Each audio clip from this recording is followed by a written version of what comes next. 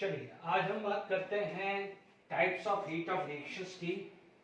ठीक है, तो यहाँ पर हमने लास्ट लेक्चर में हीट ऑफ रिएक्शन की डेफिनेशंस पढ़ी थी। अब हम उसके टाइप पढ़ेंगे। जैसे भी मान लीजिए आप लंच कर रहे हैं या डिनर कर रहे हैं, तो lunch and dinner is a common word, but उसके अंदर आप दाल भात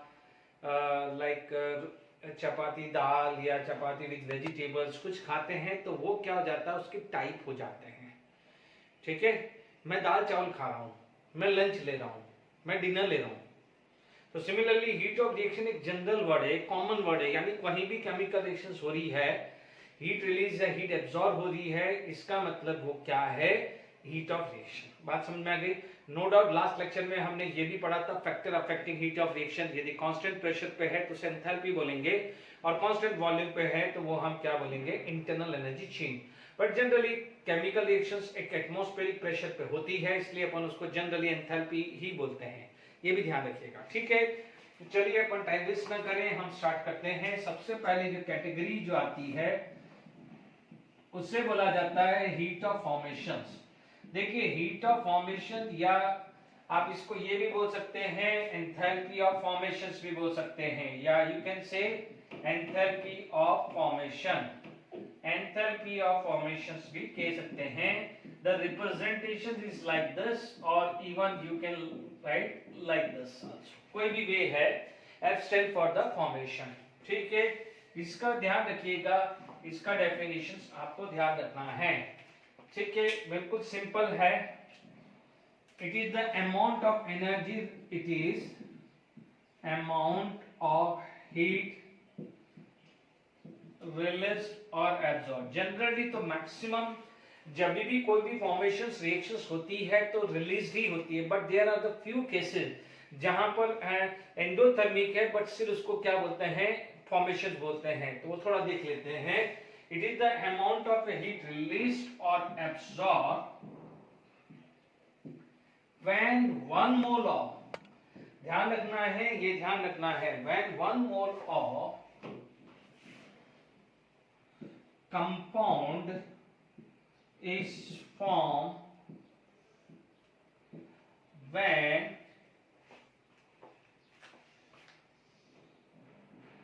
atom combine in their elementary form, in their elementary form। ये बहुत इंपॉर्टेंट चीज है, जो एटम या एटम्स बोल सकते हैं, atoms combining their elementary form. ठीक है, अब आप देखेंगे एलिमेंट्री फॉर्म क्या क्या होती है। जैसे मान लीजिए कोई भी सोडियम है, तो सोडियम का एलिमेंट्री फॉर्म क्या होता है, सोडियम सॉल्ट। होता क्या है, ये चीज ध्यान रखिएगा यहां पर कि, है ना, हीट ऑफ फॉर्मेशन या हीट ऑफ फॉर्मेशन या enthalpy of formation, heat of formation या जिसको आप बोलो enthalpy of formation is 0 for atom in their elementary form. यानी अब आप देखो सोडियम है, यदि नेचर में सोडियम मिलता है तो आप बोलोगे किस फॉर्म में मिलेगा, सर सोडियम सॉलिड। तो क्या सोडियम सॉलिड को बनाना पड़ रहा है? तो नहीं। तो जब बनाना नहीं पड़ रहा है तो ना तो हीट रिलीज होगी ना हीट एब्जॉर्ब होगी, तो उसमें जो हीट यूज हुई है तो वो कितनी हुई, 0 ही तो हुई। क्लोरीन गैस से एलिमेंट्री फॉर्म क्या हुआ, क्लोरीन गैस हुआ। आप बात करें हाइड्रोजन गैस हुआ, ऑक्सीजन गैस हुआ। यस, मान लीजिए आप बोलोगे कि H2O, तो H2O बनाना पड़ रहा है ना, तो वहां पर हीट यूज होगी या हीट रिलीज होगी। ठीक है, तो आप देख लीजिएगा ये एग्जांपल, जैसे मान लीजिए सोडियम सॉलिड हुआ, ठीक है, मान लीजिए ब्रोमीन, मान लीजिए लिक्विड फॉर्म हुआ, S8 सॉलिड हुआ, आयोडीन जो है वो सॉलिड आया। ठीक है, आप बात कर सकते हैं C graphite, not diamond, C graphite is the elementary form. ध्यान रखना, अभी थोड़ी देर पहले मतलब आपको लास्ट लेक्चर में भी मैंने क्लियर किया था, क्या क्या लास्ट लेक्चर में डिस्कस किया था कि सी graphite is a stable thermodynamically, तो हम वो बात करें। सी ग्रेफाइट हुआ, आपका P4 आ गया है, सॉलिड आ गया। या मान लीजिए क्लोरीन गैस आ गई, ठीक है। आपके पास ये आ गया है हाइड्रोजन गैस आ गई, ऑक्सीजन गैस एटसेट्रा है। इन सब का क्या है enthalpy of formation, that is enthalpy of formation is equal to 0, ठीक है। एंथैल्पी ऑफ फॉर्मेशन 0 है। आप इस तरह से भी लिख सकते हैं या आप इसको ऐसे भी लिख सकते हैं, एक ही बात है, ठीक है। तो उसमें कोई गड़बड़ी नहीं है। मान लीजिए कभी मैं न्यूमेरिकल्स करा रहा हूं, मैं यू लिख दूं या यू लिख दूं, है एक ही बात, ठीक है। तो उसमें कोई बहुत ऐसा कोई इशू नहीं है, ठीक है। मान लीजिए किसी को कॉम्पैक्ट लिखना है तो मोस्टली ये लिख देते हैं, अदरवाइज ये भी आ सकता है। यहाँ पर आर आएगा तो रिएक्शन आएगा, यहाँ आर आएगा तो रिएक्शन वर्ड आएगा। स्मॉल आर या कैपिटल आर कुछ भी यूज कर सकता है, ठीक है। तो यहाँ पर आपको सबसे इंपॉर्टेंट चीज है वो सबसे पहले ये चीज क्लियर हुई, क्योंकि जब आपको ये सारी चीजें क्लियर होगी तब ये डेफिनेशन आपको ढंग से समझ में आएगी। चलिए अब आप देखिए कि ये जो डेफिनेशंस हैं उसको अपन समझते हैं, ठीक है। हम लोगों ने जो लास्ट लेक्चर है वहां पर एंथैल्पी ऑफ रिएक्शंस की बात कर रही है। चलो कोई भी एक रिएक्शंस आप ले लेते हैं, जैसे वाटर का फॉर्मेशन। आप देखेंगे, मान लीजिए मेरे पास कोई एक एग्जांपल लेता हूं, फर्स्ट कि hydrogen gas plus half O2 gas can give H2O liquid. पहले इसको प्रूफ दे देता हूं फिर मैं बात करूंगा। देखिए होता क्या है कि यहां पर आपके पास डेल्टा H होता क्या है, डेल्टा H रिएक्शन, आप बोलते हो delta H product minus delta H reactant, ये बोलते हैं प्रोडक्ट माइनस रिएक्टेंट। यानी क्या हुआ, एंथैल्पी ऑफ फॉर्मेशन का summation and enthalpy of reaction का समेशन। क्योंकि मान लीजिए दो रिएक्टेंट है तो दिस प्लस दिस, दो प्रोडक्ट है तो दिस प्लस दिस, इसलिए summation enthalpy of summation of enthalpy of product minus summation of enthalpy of reactant. ये जनरल है, अपने लास्ट लेक्चर में भी पढ़ा हुआ है। अब आप देखिए कि मान लीजिए मैं यहाँ पर एंथैल्पी ऑफ रिएक्शन है, मैं इसका यूज करता हूँ, तो ध्यान दीजिए ये वैल्यू क्या हो जाएगी, आप बोलोगे this is equal to enthalpy of formation, क्योंकि यहाँ पर वाटर बन रहा है, ऑफ वाटर माइनस, ठीक है। यहाँ पर क्या हो जाएगा, enthalpy of formation of hydrogen plus enthalpy of formation of oxygen, ठीक है। ये क्लियर हुआ है, is it clear to all of you. Enthalpy of formation of hydrogen minus this, आप देखिए प्रोडक्ट ये है, रिएक्टेंट ये है, यहाँ पर हाफ मोल लिखना पड़ेगा बिकॉज कभी भी होगा वो आपको 1 मोल दिया होगा।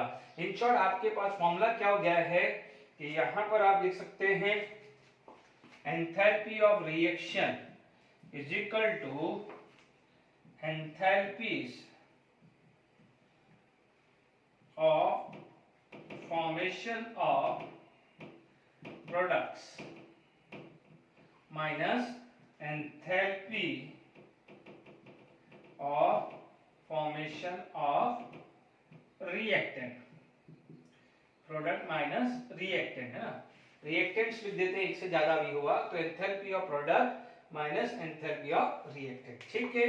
अब आप ध्यान से समझ लीजिए, यहां पर delta RH delta FH H2O। अब आप देखो दीज आर एलिमेंट्री फॉर्म, तो रिएक्टेंट से यदि एलिमेंट्री फॉर्म होगा तो उनका क्या है, एंथैल्पी ऑफ फॉर्मेशन क्या है, 0 होगा ना। If all the element are in their elementary form, तो अभी मैंने क्या नोट करवाया है कि enthalpy of a atom in their enthalpy of formation of atom या molecules, आप ऐड कर देना एटम और molecules are in their elementary form, molecules भी ऐड कर देना क्योंकि एसेट और ये तो क्या है मॉलिक्यूल्स। आप बोलोगे सर आपने तो एटम लिखा था, ऐड कर देना एटम और मॉलिक्यूल्स, यहाँ पर लिख दिया है एटम्स या मॉलिक्यूल्स, एटम और molecules combine in their elementary form, ठीक है। तो आप क्या बोलोगे कि जब इनका 0 आएगा तो आप it imply that delta RH equal to enthalpy of formation of water, enthalpy of formation of water. तो आप देख लीजिए, ठीक है, ये प्रूफ हो गया। अब आप बच्चा देखिए यहाँ पर it is the amount of heat release और एब्सॉर्ब, ठीक है, व्हेन 1 मोल। अब 1 मोल है देखिए अभी मैंने समझा दिया कि व्हेन एटम और molecules combine in their elementary form, तो डेफिनेटली रिएक्टेंट साइड यदि एटम या मॉलिक्यूल एलिमेंट्री फॉर्म होगा वो तो जीरो हो गया, बात खत्म होगी, यानी कंपाउंड के लिए। अब आप देखो यहां पर एक लाइन देखिएगा 1 मोल, ठीक है।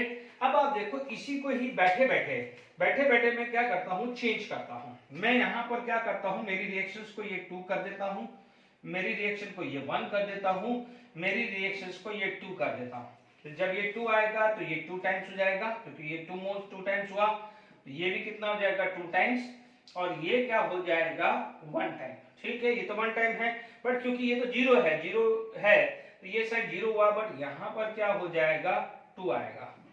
तो ध्यान दीजिएगा कि यहाँ पर क्या करना पड़ेगा, डिवाइडेड बाय 2 करना पड़ेगा। तो आप ध्यान से समझिए, डेफिनेशंस को भी समझिए। It is the amount of a heat release और एब्सॉर्ब व्हेन 1 मोल, यदि कंपाउंड 1 मोल होगा तभी वो एंथैल्पी ऑफ फॉर्मेशन के इक्वल होगा, यानी एंथैल्पी ऑफ रिएक्शन कब, enthalpy of formation of compound होगी जब कंपाउंड 1 मोल प्रोड्यूस हो रहा है and element are combined in their elementary form, element यानी एटम या molecules combined in their elementary form.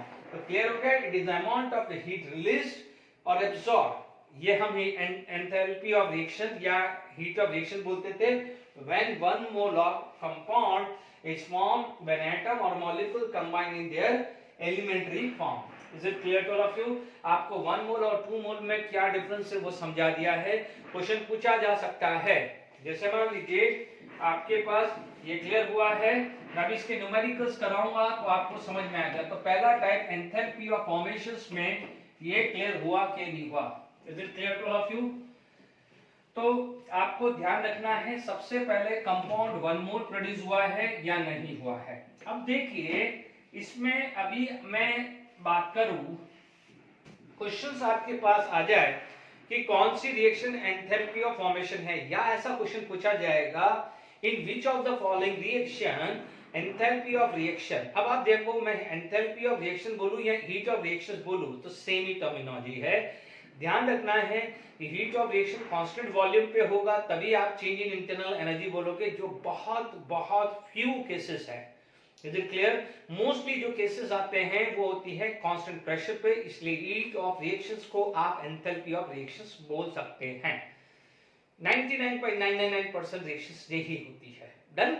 तो आप ये ध्यान रखिएगा, ठीक है।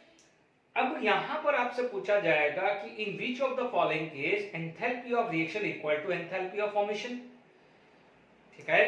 या तो ये क्वेश्चन पूछेगा in which of the following is the reaction belong to enthalpy of formation, जो भी है वो इस टाइप के क्वेश्चन आए।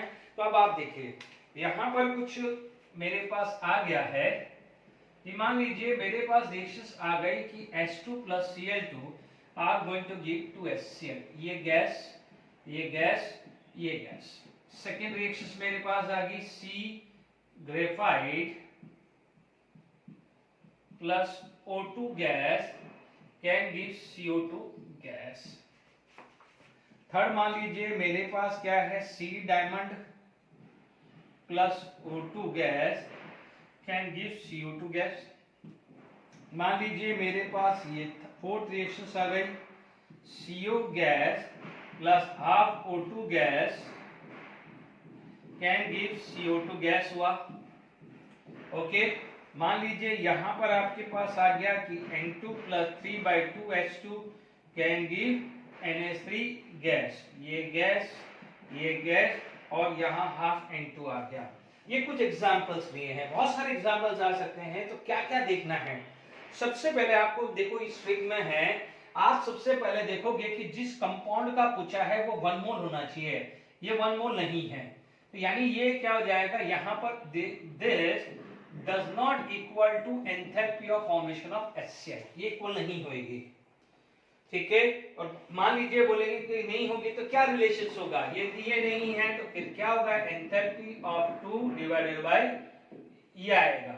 तो मान लीजिए आपको दे दिया कि एंथैल्पी ऑफ रिएक्शंस 44 दे दिया। सपोज मान लीजिए क्वेश्चन यहाँ पर आ गया, यहाँ पर ये क्वेश्चन आ गया कि H2 plus Cl2 gas N2HCl plus 44 दे दिया है ना।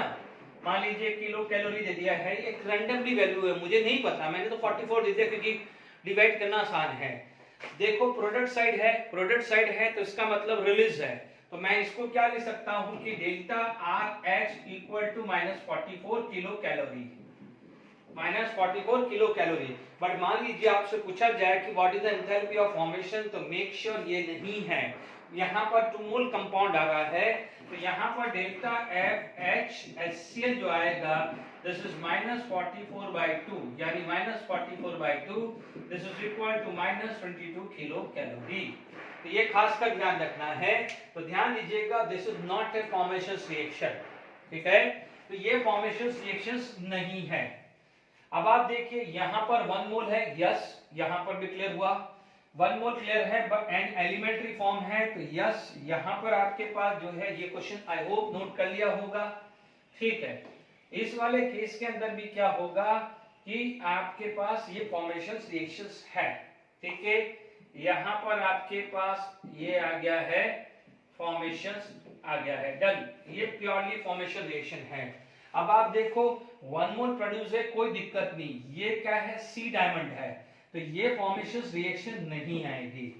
फिर भी कोई बच्चा बोलता है कि सर हीट तो रिलीज होगी, तो इसके बाद एक टॉपिक पढ़ाने वाला हूं एंथैल्पी ऑफ कंबस्टन, तो यहाँ पर क्या हो जाएगा which is equal to combustion, enthalpy of combustion, है ना, किसका कंबस्टन हो रहा है, डायमंड का। अभी लिख लीजिए, क्योंकि देखो हीट तो रिलीज होगी, तो यहाँ पर यदि आप ये नहीं बोलोगे कि this is the enthalpy of formation of CO2, तो CO2 के रेस्पेक्ट में फॉर्मेशन नहीं बोलोगे तो ना तो बोलोगे ना कि डायमंड का कंबस्टन हुआ, ये तो बोल सकते हो ना। तो जो ये क्या हुआ है डायमंड का कंबस्टन रिएक्शन, तो अभी कंबस्टन लिख लीजिए, okay, CO gas plus half O2 नहीं, क्योंकि ये एलिमेंट्री फॉर्म नहीं है, ये एलिमेंट्री फॉर्म नहीं है। आप देख लीजिए यहां पर क्या होगा, इस रिएक्शंस के अंदर क्या होगा, डेल्टा HRH, ठीक है, मुझे क्या ये थोड़ा सा अच्छा लगता है लिखने में, ठीक है, तो क्या है डेल्टा RH, ठीक है, enthalpy of formation of CO2, तो enthalpy of formation of CO2 minus enthalpy of formation of CO minus enthalpy of formation of O2, मोल को मल्टीप्लाई करना मत भूलना, है ना, ये एलिमेंट्री फॉर्म नहीं है, ये एलिमेंट्री फॉर्म नहीं है, ये एलिमेंट्री फॉर्म है। तो आप देख लीजिए this are the elementary form, इसलिए इनका एंथैल्पी ऑफ फॉर्मेशन क्या होता है 0, तो यहाँ पर डेल्टा RH आती है, वो आता है दोनों के फॉर्मेशन का डिफरेंस आता है, ठीक है, इसमें न्यूमेरिकल्स बहुत बनते हैं, तो ध्यान दीजिएगा। तो अब आपको मैंने न्यूमेरिकली भी प्रूव कर दिया है कि क्यों इसको CO2 का फॉर्मेशंस नहीं बोलते हैं, इसको क्यों बोलते हैं, क्योंकि ये है, बाकी सबका क्या है 0 है, बाकी सबका क्या है 0 है। Is it clear? ये आपको ऐसा लिखना है तो you can write like this also, यदि इसको ऐसा लग रहा है तो आप ऐसा भी लिख दीजिए, जो आपको सही रिप्रेजेंटेशन लगे लिख दीजिए, कि आपको लगता है कि ये थोड़ा सा अच्छा लिख रहा है तो आप यू लिख दीजिए, ठीक है ना, कोई दिक्कत नहीं है, ओके। आपको इस तरह से अच्छा लगता है तो थोड़ा सा ऐसा लिख दीजिए, नो प्रॉब्लम, है ना, डेल्टा HR और डेल्टा HF, डेल्टा HF, ठीक है ना, तो कोई इशू नहीं है, R for reaction, R small या कैपिटल कुछ भी ले सकते हैं, ठीक है, हमेशा लास्ट में जो भी लिख दीजिए, मैंने शायद कैपिटल R लास्ट लेक्चर में लिया था, तो R कैपिटल R या स्मॉल r कुछ भी ले लीजिए, ठीक है। अब आ जाइए यहाँ पर, ये 1 मोल है and all elementary form, hydrogen elementary form है, दिस है, तो yes this is enthalpy of formation of ammonia. तो इस तरह से क्वेश्चंस आपसे पूछे जाते हैं कि कौन सी किस केस में enthalpy of reaction is equal to enthalpy of formation of CO2। तो सबसे पहले ध्यान रखना है कि 1 मोल कंपाउंड फॉर्म होना चाहिए and element should combine in their elementary form या स्टैंडर्ड फॉर्म, ठीक है, ये चीज का ध्यान रखना है, एलिमेंट्री फॉर्म बोल दो, स्टैंडर्ड फॉर्म बोल दो या नॉर्मल फॉर्म बोल दो, ठीक है। अभी आप ध्यान से समझ लीजिए, यहां पर मैंने नॉर्मल डेल्टा H लिखा है, तो बट यहां पर आप इसको डेल्टा H स्टैंडर्ड भी लिख सकते हो, यदि कोई भी कंडीशन स्पेसिफाइड नहीं करी है तो डिफॉल्ट यू कैन से 298 केल्विन एंड 1 एटमॉस्फेरिक प्रेशर, ठीक है। यानी आप इसी चीज को, यदि यही रिप्रेजेंटेशन है आप इस रिप्रेजेंटेशंस को ऐसे भी लिख सकते हैं, यदि आपको कोई कंडीशन स्पेसिफाइड नहीं करी है तो आप डिफॉल्ट स्टैंडर्ड कंडीशन ले सकते हैं। ठीक है, तो ये एंथैल्पी ऑफ फॉर्मेशंस में एग्जांपल कैसे रिकॉग्नाइज करना है, एमसीक्यू पे बेस्ड कैसे क्वेश्चंस है वो कैसे सॉल्व करने हैं वो ध्यान रखना है। ठीक है, क्योंकि क्या होगा, ढंग से सुनिए, आपको जब मैं न्यूमेरिकल्स कराऊंगा तो वहां पर कुछ इस टाइप की क्रिएशंस दी होगी, हैस्लॉ में भी होगा, लैंग्वेज टाइप के क्वेश्चंस होंगे, तो आपको क्लियर होना चाहिए कि फॉर्मेशन रिएक्शंस बनानी है तो कैसे बनाते हैं। मैं कुछ सिखाता हूं, मैं आपको कुछ सिखाता हूं कि कोई फॉर्मेशन रिएक्शंस बनानी है तो आप कैसे बनाएंगे। ठीक है, तो आप देखिए फॉर्मेशन रिएक्शंस है, जैसे किसी बच्चे ने बोला कि सर आप पे ना एसिडिक एसिड का फॉर्मेशन रिएक्शंस बनाइए। ठीक है, आपको कोई एसिडिक एसिड का फॉर्मेशन रिएक्शंस बनानी है तो आप सबसे पहले आप लिख दीजिए कि ट्रिक बना रहा हूं, है ना, ये फॉर्मेशन रिएक्शन की। तो आपने मान लीजिए आपने लिख दिया है कि ये इसकी मुझे बनानी है। ठीक है, वन मोर रख दीजिए। अब आप देखिए एलिमेंट कौन कौन है, आप बोलोगे कार्बन, तो कार्बन का है graphite form, standard form carbon का ग्रेफाइट होता है, डायमंड नहीं। हाउ मेनी कार्बन 2, तो आपने 2 ग्रेफाइट लिख दिया। हाउ मेनी ऑक्सीजन 2 है, तो आप बोलोगे O2, उसका एलिमेंट्री फॉर्म क्या आता है, गैस।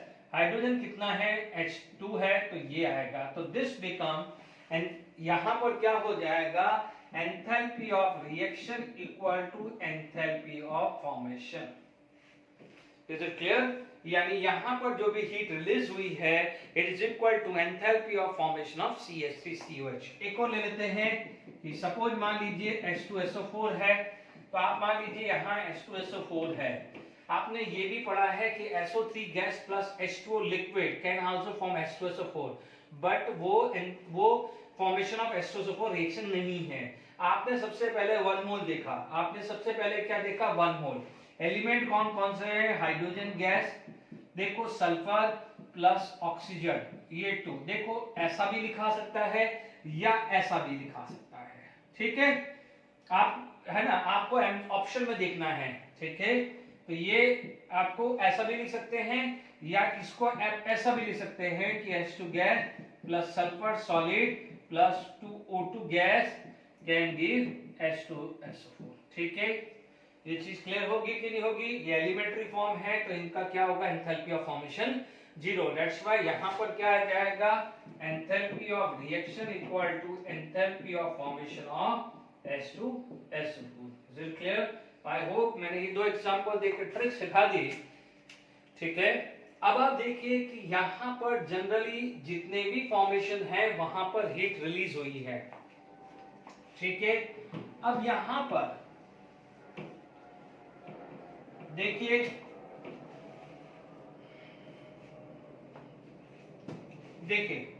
यानी आपके पास यहां पर ये चीज क्लियर हो गया है कि enthalpy of product minus enthalpy of reaction. यहां पर आपके पास क्या आएगा, एक्सेप्शन बात करें।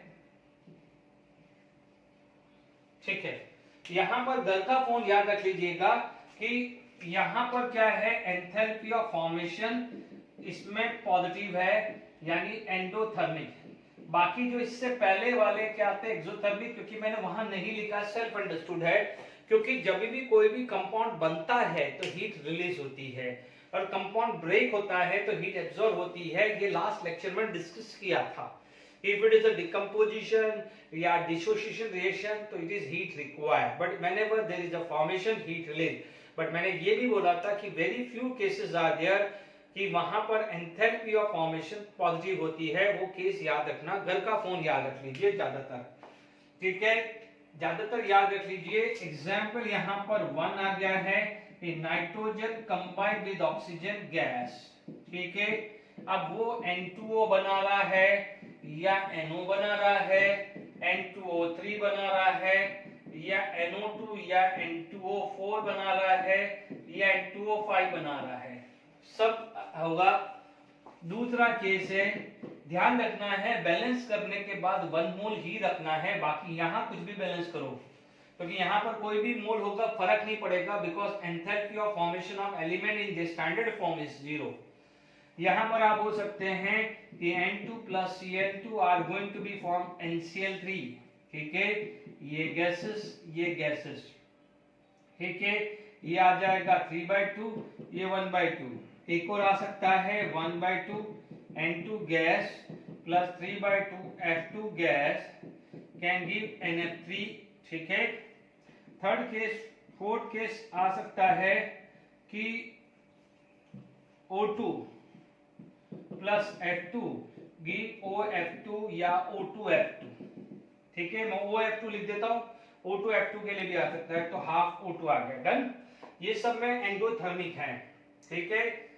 अब आप देखिए यहां पर देखिए कार्बन प्लस सल्फर को भी लेते हैं कई जगह, ये लास्ट में देखना, ये जो एग्जांपल है सबसे लास्ट, पहले ये ऑप्शन देखना ये अवेलेबल है तो ठीक है, अदरवाइज इनमें से कोई नहीं है तो ही ये लास्ट एंडोथर्मिक में देखिएगा, मैं अभी भी बोल रहा हूं, यानी carbon solid plus sulphur solid can give CH2, ठीक है, ये एंडोथर्मिक है, बट इसको मैं प्रायोरिटी सबसे लास्ट दे रहा हूं। ये माना जाता है कि एलिमेंट यदि सेम नेचर के हैं या जिनकी इलेक्ट्रोनेगेटिविटी लगभग बराबर होती है, व्हेन दे विल अप्रोच, क्योंकि होगा क्या कि when the reactant molecules approach each other, जैसे एक सिंपल सा एग्जांपल लेके देख ले कि नाइट्रोजन है ना और फ्लोरीन है या क्लोरीन है, नाइट्रोजन है फ्लोरीन है या क्लोरीन, जब ये मॉलिक्यूल्स एक दूसरे को कोलाइड करेंगे, जब ये एक दूसरे को कोलाइड करेंगे तभी तो क्या हो जाएगा, NCl बॉन्ड बनेगा, ठीक है, यानी क्या हो जाएगा, this bond is going to be break, जैसे यहां पर नया बॉन्ड बन रहा है, ठीक है, तो this bond is going to be break, so this bond is going to be form NCl bond, है ना। तो आप क्या बोलोगे, जब तक कोलिजन नहीं होगा तब तक NCl बॉन्ड या NF बॉन्ड या ON बॉन्ड या NH बॉन्ड या किसी भी तरह का बॉन्ड जनरेट होगा ही नहीं। व्हाट हैपन, जैसे मान लीजिए ये है, इनकी इलेक्ट्रोनेगेटिविटी बहुत ज्यादा होती है, लोन पेयर आता है, तो व्हाट हैपन कि यहां पर क्या हो जाएगा, ये दोनों जब अप्रोच करते हैं तो रिपल्शन इज वेरी हाई, क्योंकि इसकी इलेक्ट्रोनेगेटिविटी 3 है, इसका नेगेटिविटी 3 है, तो repulsion is very high, repulsion very high है, ठीक है, तो क्या हो जाएगा, difficult to form transition state, ठीक है, जब तक ट्रांजिशन स्टेट नहीं आएगी रिएक्टेंट प्रोडक्ट में कन्वर्ट होगा ही नहीं, ग्राफिकली भी समझा दिया था मैंने। अब मान लीजिए कोई दो दोस्त है, दोनों दोस्त एक दूसरे को लड़ रहे, मैं तेरी शक्ल नहीं देखना चाहता, वो बोलेगा कि तू, मैं तेरी शक्ल नहीं देखता हूं, वो बोलेगा मैं तुम्हारी शक्ल नहीं देखता हूं। अब आप थर्ड फ्रेंड हो, आप देख देख के परेशान हो जाते हैं, यार मेरे दोनों दोस्त लड़ रहे एक दूसरे को, तो क्या करोगे, आप दोनों को समझाओगे और हैंडशेक करने की कोशिश करोगे, वही सिचुएशन चल रही है, ये इससे लड़ रहा है, ये इधर भागेगा, ये इधर भागेगा, तो आप क्या करोगे, बड़ी मेहनत करोगे उनको हैंडशेक करवाने के लिए। तो same what happen if the electronegativity of A element are almost same and if they approach each other, in that case repulsion is very high, so it's very difficult to collide with each other, तो जब तक वो collision नहीं होएगा product बनेगा ही नहीं। तो in that case what we have to do, we have to provide the energy from the outside for making a fruitful collision, यदि fruitful और effective collision होगा तभी प्रोडक्ट बनेगा, तो इसीलिए ये क्या होती है, एंडोथर्मिक रिएक्शन, ठीक है। यहां पर क्या हो जाएगा कि यहां पर आप क्यों बोलते हैं, इन सबके लिए कॉमन है, to make perfect collision, to make perfect collision, perfect collision का मतलब क्या हुआ है कि ये सिचुएशन आना, to make perfect collision provide energy from outside या प्रोवाइड हीट फ्रॉम आउटसाइड, ठीक है, सो इट इज एंडोथर्मिक, ठीक है, मैंने लिख दिया है कि व्हाई इट इज एंडोथर्मिक, ये परफेक्ट कोलिजन के लिए हीट प्रोवाइड करता है फ्रॉम आउटसाइड।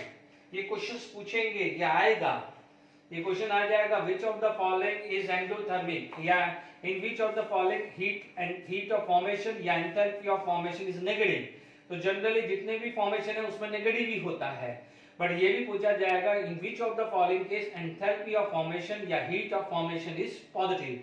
तो आप घर का फोन ध्यान रखना, ज्यादातर ट्रिक जो है घर का फोन, सबसे पहले घर का फोन चेक करना, fluorine oxygen, oxygen nitrogen, nitrogen fluorine, यानी ये केस सबसे पहले ढूंढना।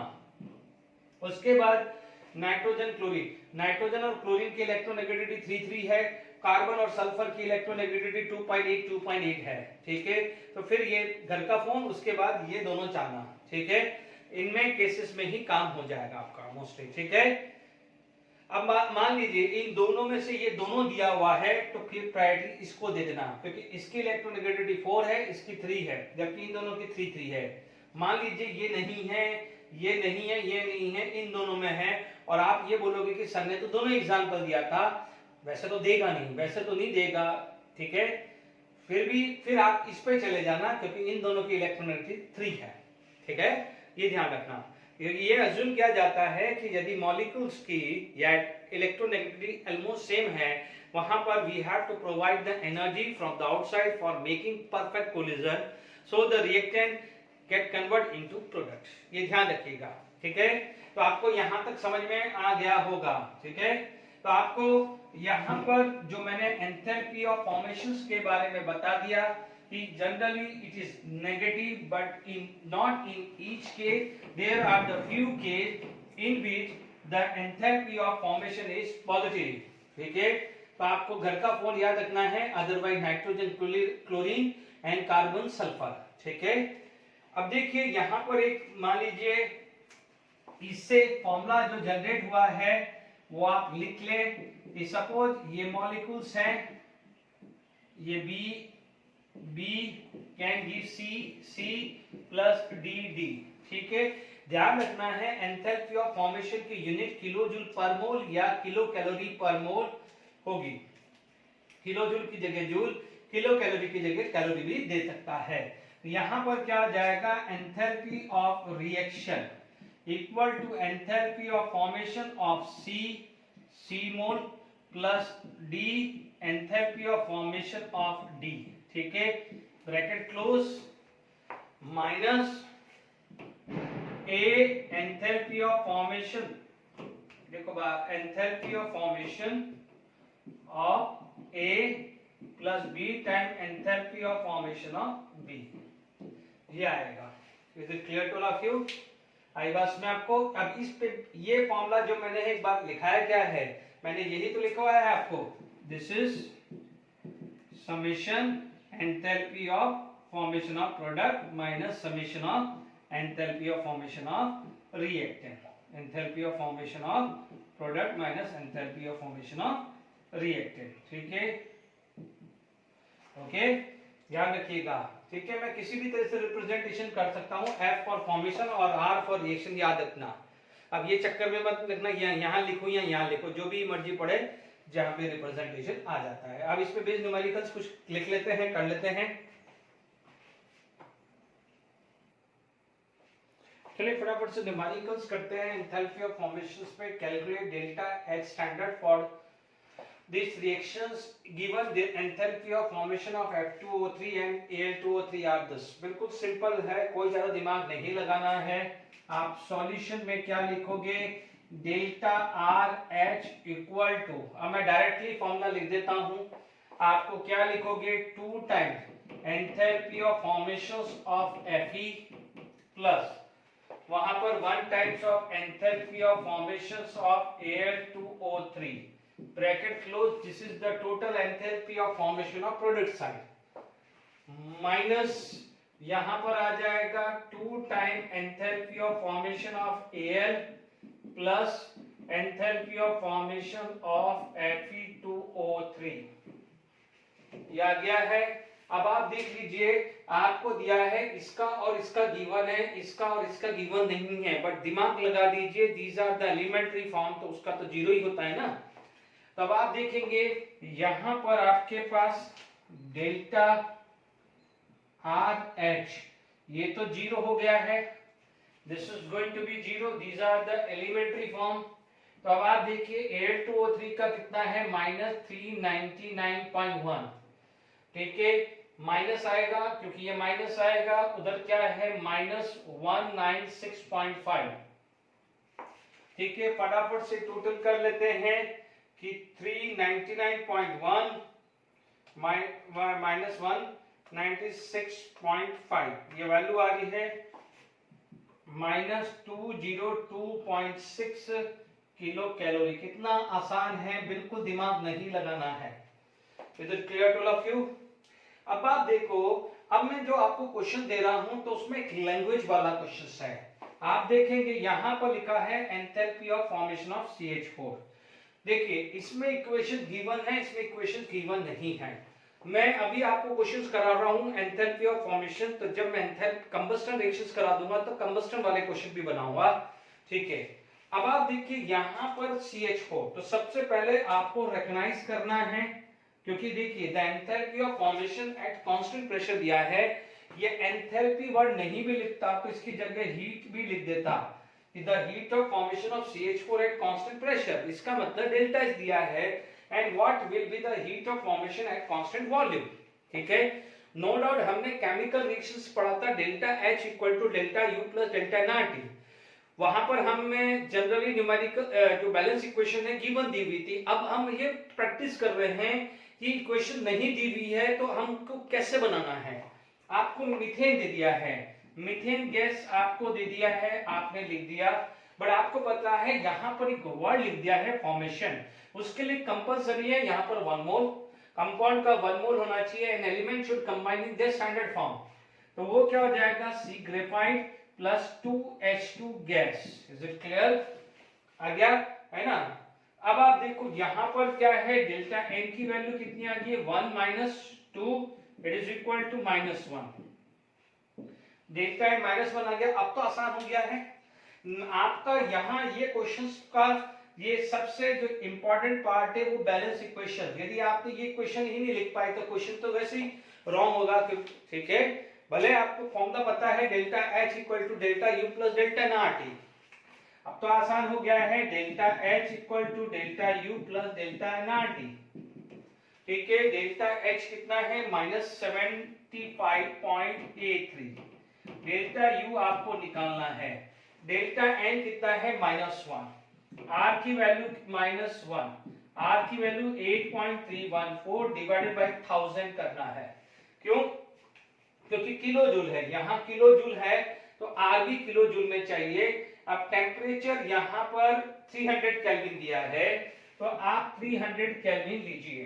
डन। आपके पास कितना आ गया है, 8.314 इंटू 300 डिवाइडेड बाई 1000। ये वैल्यू आ रही है 2.494, तो 2.5 ले लेते हैं।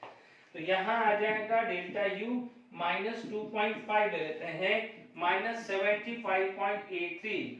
डेल्टा यू की वैल्यू ये आ जाएगा -75.83 प्लस 2.5, तो ये आ जाएगा -75.83। ये वैल्यू आ रही है 73.33, तो ये आएगा -73.33 और क्या है, unit kilo joule, kilo joule delta you.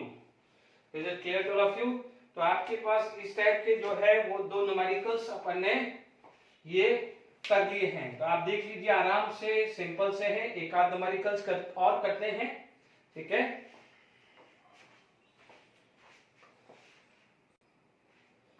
चलिए यहाँ पर भी ये कोशिश करते हैं। Molar heat of formation of NH4 NO3 solid and N2 gas and H2 liquid is given this value respectively, find out delta H and delta U। यानी दो क्वेश्चंस को लेके क्वेश्चंस बन जाता है। यहाँ पर आपके पास सबसे पहले सॉल्यूशंस आप लिखेंगे। देखिए डेल्टा एच स्टैंडर्ड यदि लिखना है तो लिख दीजिए, यदि 25 डिग्री सेल्सियस एंड 1 एटमॉस्फेयर है तो आप delta H standard equal to enthalpy of formation of N2O। ध्यान दीजिएगा, मैं बार बार रिपीट कर रहा हूँ, जनरली एनसीईआरटी में इस तरह का रिप्रेजेंटेशन होता है, बट कई रेफरेंस बुक में इस तरह का भी आता है, दोनों का मीनिंग एक है, ठीक है। इसलिए मैं कई जगह में कभी ये रिप्रेजेंटेशन ले रहा हूं, कभी कोई भी देख रहा है। तो आपको ध्यान रखना है आर स्मॉल या capital for reaction, F for formation, C या कॉम फॉर कंबस्टन, वो अभी मैं इसके बाद देने वाला हूं। आप देखेंगे यहां पर क्या हो जाएगा, plus F standard for H2O, ठीक है। ये आपके पास क्या आ गया है, this minus this and ammonium nitrate. ठीक है, यहां तक क्लियर हो गया है। गिवन कितना है, N2O की वैल्यू कितनी है 81.46। अभी थोड़ी देर के लिए स्टॉप कर रहा हूं। ये डेटा के आगे क्या लिखा है माइनस, इस डेटा के आगे क्या लिखा है प्लस, इस डेटा के आगे क्या लिखा है माइनस, और ये क्या है फॉर्मेशंस। अभी आपको मैंने थोड़ी देर पहले एग्जांपल दिया था कि nitrogen combined with oxygen N2O बन रहा है, NO बन रहा है, यानी ऑक्साइड ऑफ नाइट्रोजन बन रहा है, तो इट इज एंडोथर्मिक। तो आप देख लीजिए एक्सपेरिमेंटल वैल्यू भी आपको पता चल गई है। Is it clear? ओके, तो यहां पर आ गया है -285.78, ये क्लियर हो गया।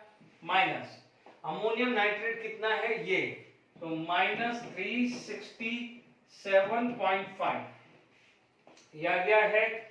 अब देखिए यहां पर ये माइनस और माइनस क्या हो जाएगा प्लस, एंड दिस, तो आप देखिए 367.5 प्लस 81.46, ये आ गया है this plus this minus this, -285.78, ये वैल्यू आ रही है, it is equal to 163.18 kilo joule.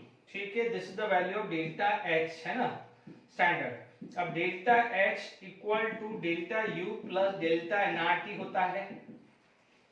ठीक है, यहां पर आपके पास डेल्टा एच की वैल्यू आ गई है 163.18, delta U you have to find out, delta N लिखा दो, ये तो गैस, ये बाकी तो लिक्विड सॉलिड है, तो डेल्टा एन की वैल्यू क्या आ गई 1। अच्छा, किलो जूल है तो 8.314 डिवाइडेड बाय 1000, टेम्परेचर 298 क्योंकि 25 डिग्री सेल्सियस है, तो डेल्टा यू की वैल्यू जो आएगी वो कितनी आ गई है 163.18। अब आप देखिए 8.314 इंटू 298 डिवाइडेड बाय 1000, ये वैल्यू आ रही है 2.477, तो ये प्लस से उधर जाएगा तो माइनस 2.477। ठीक है, ये मैंने कर दिया, ये वैल्यू आ रही है 160.70 किलो जूल आ रहा है डेल्टा यू की वैल्यू। ठीक है, यहां तक आपको समझ में आ गया है। ठीक है, यहां पर आपके पास वैल्यू आ गई है। ठीक है, ओके,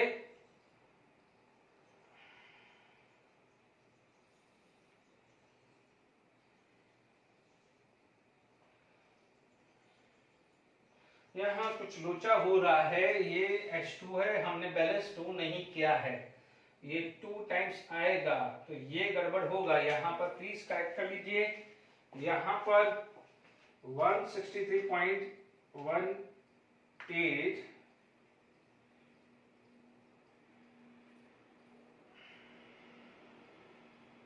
माइनस 285.78 122.6 आएगा, माइनस ये आएगा, देखिए ये मैंने 2 मोल, क्योंकि बैलेंस इक्वेशंस नहीं लिखा था मैंने, शुरुआती गलत कर दिया था। यहाँ पर क्या हो जाएगा, ये माइनस 2 मल्टीप्लाई करना है, तो यहाँ पर आएगा माइनस 122.6 किलो जूल आएगा। प्लीज करेक्शन कर दीजिएगा, ये वैल्यू आ जाएगी माइनस 122.6, क्योंकि आप देख लीजिए यहाँ 2 मोल से बहुत फर्क पड़ जाएगा। बैलेंस इक्वेशन में मैंने H2 लिखा था, बट ठीक है, मैंने वो भी H2 ही रहता तो भी कैसे करना है वो काम समझ में आ गया है, बट क्योंकि अपन एक्चुअल लेके चलेंगे तो सही रहेगा। ठीक है, ये वैल्यू है माइनस 122.6 है, ये माइनस है क्योंकि उधर चला जाएगा, आपके पास आ गया है 122.6 2.477, ये वैल्यू आ रही है 125.077 किलो जूल।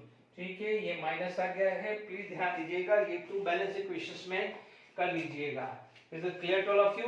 ठीक है, तो हमने ये कंप्लीट कर लिया है। अब हम बात करते हैं एंथैल्पी ऑफ कंबशन। ठीक है, एंथैल्पी ऑफ कंबशन की बात करते हैं। Is it clear to all of you? देखिए यहां पर एंथैल्पी ऑफ कंबशन की बात करें, देखिए एंथैल्पी ऑफ कंबशन की बात करें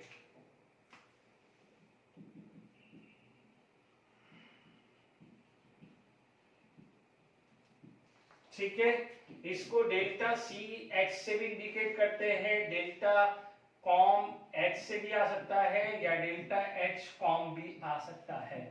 और यदि कुछ नहीं दिया है तो स्टैंडर्ड कंडीशंस ले सकते हैं। तो आपको क्या बोलेंगे इसकी डेफिनेशन, आप बोलोगे it is the amount of heat release, amount of heat released when 1 mole of substances, when 1 mole of substances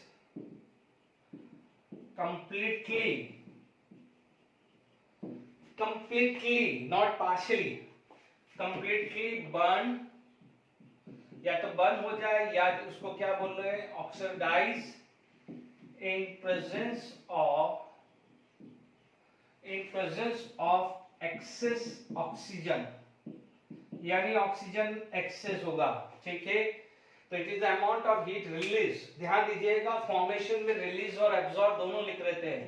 it is the amount of heat release when 1 mole of substances completely burn और oxidise in presence of excess oxygen.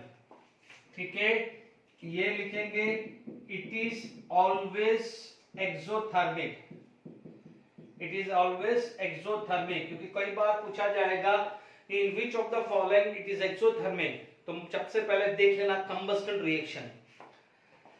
ठीक है, example आपने लिया कि no doubt C graphite plus O2 can give CO2 gas. ठीक है, दूसरा क्या है कि C diamond plus O2 gas can give CO2 gas. Third मान लीजिए CO gas plus half O2 gas can give CO2 gas, या मान लीजिए C solid plus half O2 gas can give CO gas. ये मान लीजिए 4 रिएक्शंस है। अब आप देखिए मैंने यहाँ पर इन 4 के लिए कुछ 2 टर्मिनोलॉजी बनाई, एक बना दी है फॉर्मेशन और एक बना दी है कंबस्टन। ठीक है, कि कौन सी फॉर्मेशन है कौन सी कंबस्टन। ध्यान दीजिएगा ये फॉर्मेशन है तो इसको कंबस्टन भी बोल सकते हैं, क्योंकि तो यहाँ पर ग्रेफाइट का कंबस्टन भी हो रहा है ना। कंबस्टन किसका, ग्रेफाइट का, फॉर्मेशन किसका, CO2 का। ध्यान रखना कंबस्टन किसका, डायमंड का। इसको क्या है, it is the enthalpy of combustion of diamond बोल सकते हैं, but it is not known as enthalpy of formation because diamond is not elementary form of carbon। ठीक है, ये भी पढ़ा हुआ है। CO plus half O2 ये भी मैंने समझाया था, ये नहीं है because CO2 अपने elementary form से नहीं मिला है, तो ये enthalpy of formation काउंट नहीं होगा। But yes enthalpy of combustion of CO count करेंगे, क्योंकि CO completely बर्न हो चुका है। CO को यदि completely बर्न करेंगे तो CO2 बनेगा, या CO completely ऑक्सीडाइज होगा in presence of excess air, तो CO2 ही बनने वाला है। CO2 के आगे कुछ नहीं जाने वाला है। बट ध्यान दीजिए C solid plus O2 gives CO, इसको enthalpy of formation of enthalpy of formation of CO बोल सकते हैं, बट इसको कंबस्टन नहीं बोलेंगे, क्योंकि CO का यदि फॉर्मेशन चाहिए तो CO मतलब कार्बन अपना एलिमेंट्री फॉर्म, यानी यहाँ ग्रेफाइट लिख दीजिए, कोई बात नहीं। ठीक है, हाफ O2, तो ये कम से कम इसका जो कार्बन का एलिमेंट्री फॉर्म ये है, ऑक्सीजन का एलिमेंट्री फॉर्म है, तो ये enthalpy of formation of CO2 बोल सकते हैं। बट ये एंथैल्पी, ये कंबस्टन नहीं बोलेंगे, क्योंकि कार्बन कंप्लीटली बर्न नहीं हुआ है, क्योंकि कार्बन यदि कंप्लीटली बर्न होता है तो CO2 फॉर्म होता है। ये डिफरेंस है enthalpy of formation and enthalpy of combustion का। ठीक है, ये चीज का ध्यान रखना। इडियोमेट्री जब मैंने एक्सप्लेन किया था तो मैंने क्या कहा था कि जब भी कोई भी हाइड्रोकार्बन या कोई भी ऑर्गेनिक कंपाउंड लें और ऑक्सीजन यानी इसका कंबस्टन रिएक्शन है, तो always CO2 gas and H2O liquid बनाना है। ये ऑलरेडी मैं बता चुका हूं। ठीक है, तो मैं बेटर क्या करता हूं, कुछ न्यूमेरिकल्स कंबस्टन पे भी कर लेते हैं, फिर आगे बढ़ेंगे।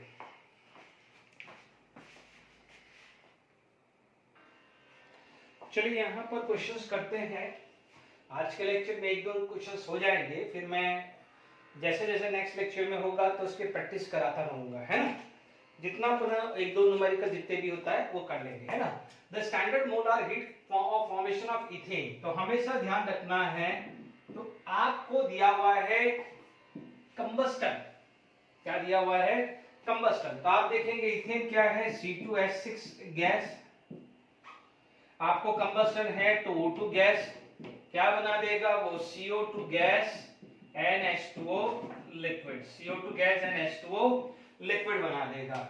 यहां पर आपके पास क्या है, 2 आ गया, ये क्या हो जाएगा 3H2O, ठीक है, 2 and 3, 2 2 जा 4 प्लस 3 कितना हो गया है 7।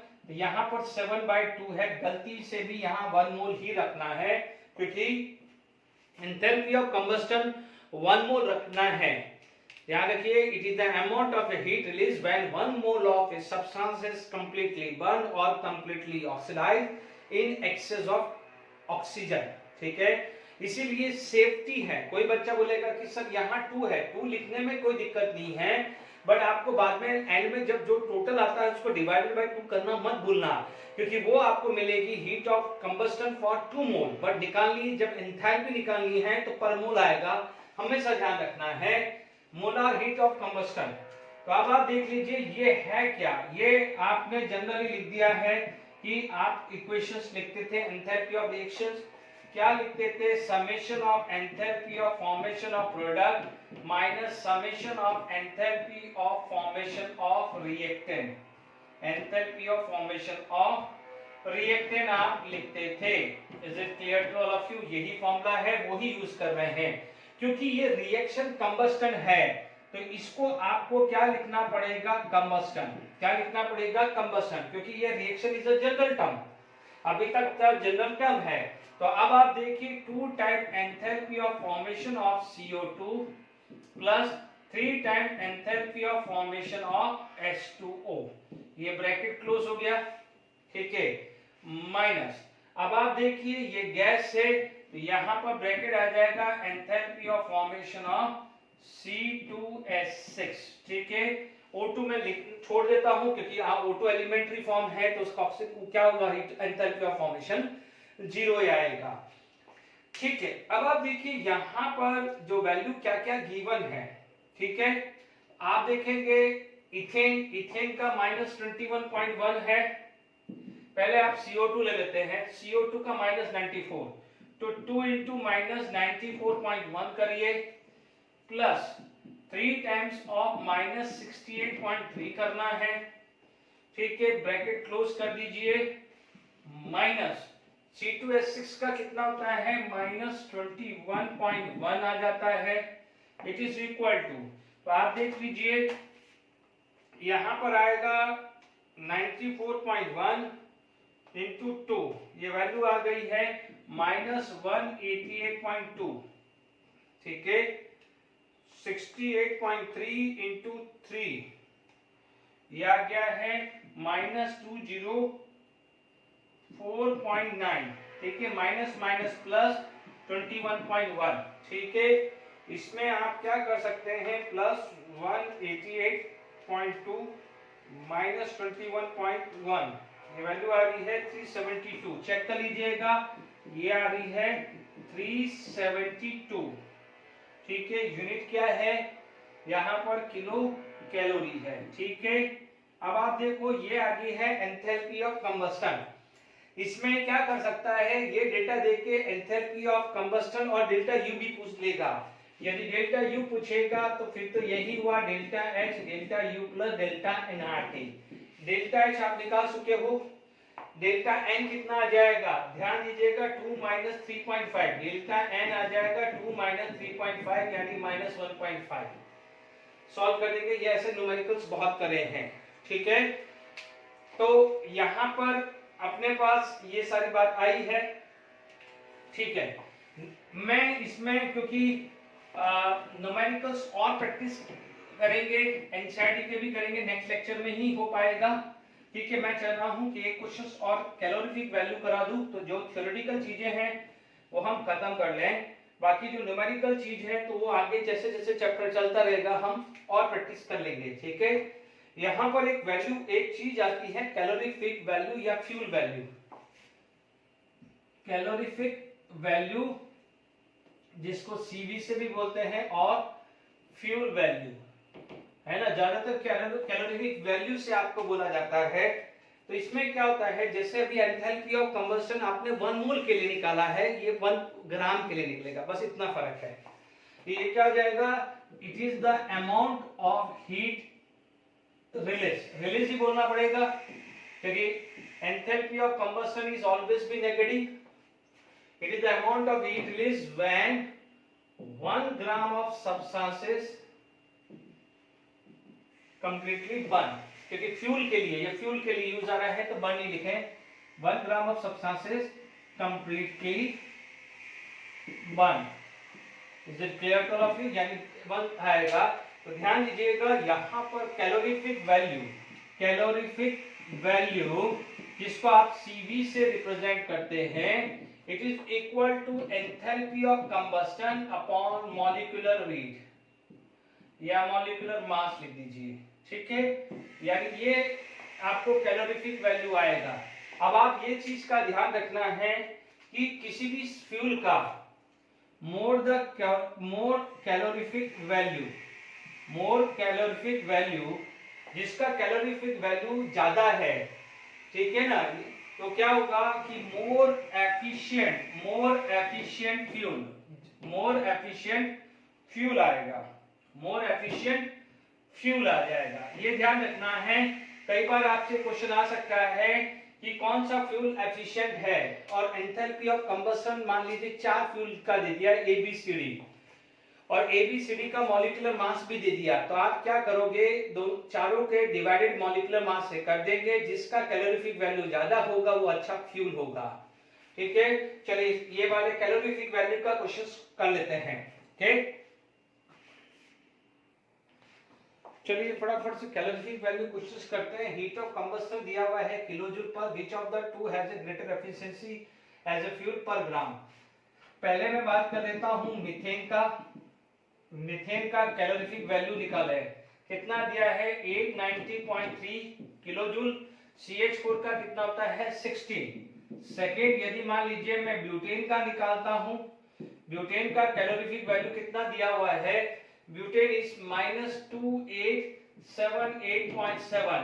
ब्यूटेन का कितना हुआ है 12 into 4 48 plus 10 58। मॉलिक्यूलर मास कितना हो जाता है 58, ठीक है। ये वैल्यू आ जाएगी 890.3 डिवाइडेड बाय 60, ये आ जाता है 55.64, क्या है किलोजूल पर ग्राम, है ना। 1 ग्राम के अंदर इतनी हीट रिलीज होगी, और यहां आता है 2878.7 डिवाइडेड बाय 58, ये वैल्यू आती है -49.63 किलोजूल पर ग्राम। ध्यान दीजिएगा यहाँ पर ये माइनस के साथ कंपेयर मत कर देना, minus is only sign for heat release, आपको सिर्फ मैग्नीट्यूड कंपेयर करना है। यहाँ मैग्नीट्यूड कंपेयर करें तो किसका ज्यादा है, मीथेन का, क्योंकि minus sign means heat release. तो आप क्या बोलोगे कि मीथेन है मोर कैलोरीफिक